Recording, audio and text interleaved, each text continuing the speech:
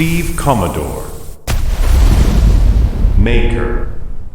Est-ce que le bruit peut devenir de la musique ? Pas n'importe quel bruit, attention, on parle de celui des vieilles technologies, celles qu'on pensait complètement oubliées. Aujourd'hui, on va plonger au cœur d'un univers fascinant, celui de la conception sonore expérimentale, un monde où le chaos apparent est en fait de l'harmonie en devenir. Alors, je vous pose la question directement, est-ce que le son d'un modem 56K, ce fameux cri numérique du passé, peut être considéré comme de la musique ? Pour beaucoup, c'est juste le son de l'impatience, un souvenir un peu agaçant. Mais pour certains, c'est une matière première, une note de départ. Et c'est cette idée un peu folle qui va guider toute notre analyse. Pour explorer ça, on va entrer dans le laboratoire créatif de SC Maker. C'est un artiste qui a transformé sa passion pour les technologies vintage en un véritable talier sonore. Son approche est finalement assez simple. Il faut trouver la musique là où personne, mais alors personne, ne pense à l'écouter. Bon, par où est-ce qu'on commence ? Tout débute par une étape cruciale, la chasse au son. Ici, il ne s'agit pas du tout d'enregistrer des guitares ou des pianos. Non, le but c'est de tendre l'oreille, de vraiment écouter pour capter des fréquences qu'on a complètement oubliées, des sons que notre cerveau a appris à ignorer.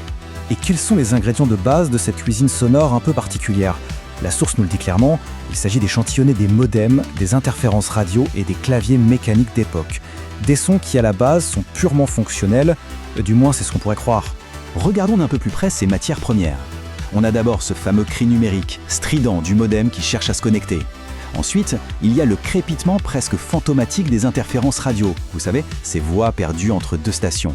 Et enfin, le clac-clac, sec et si rythmé d'un bon vieux clavier mécanique. Chacun de ces bruits a sa propre texture, son propre rythme, son propre caractère en fait.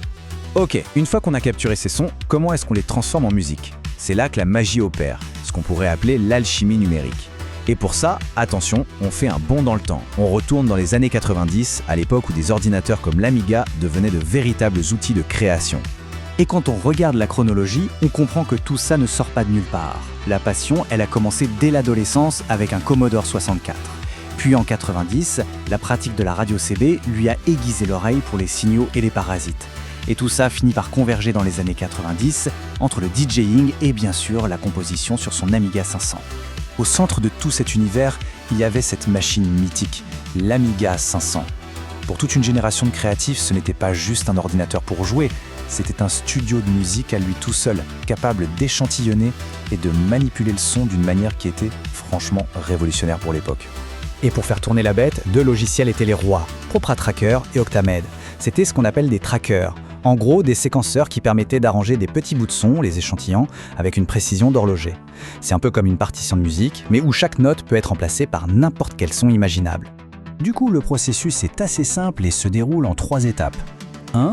On capture le son brut, notre modem ou notre clavier. 2. On manipule cet échantillon sur l'Amiga. On le coupe, on change sa hauteur, on lui met des effets, bref, on le triture. Et enfin, 3. On compose. C'est-à-dire qu'on arrange ce son maintenant transformé pour en faire une brique de notre morceau. Et on arrive à l'étape la plus fascinante, le moment de la transformation. C'est vraiment là que le bruit devient une note et que le chaos trouve sa place dans une mélodie ou un rythme. Prenons un exemple concret, le crissement aigu du modem.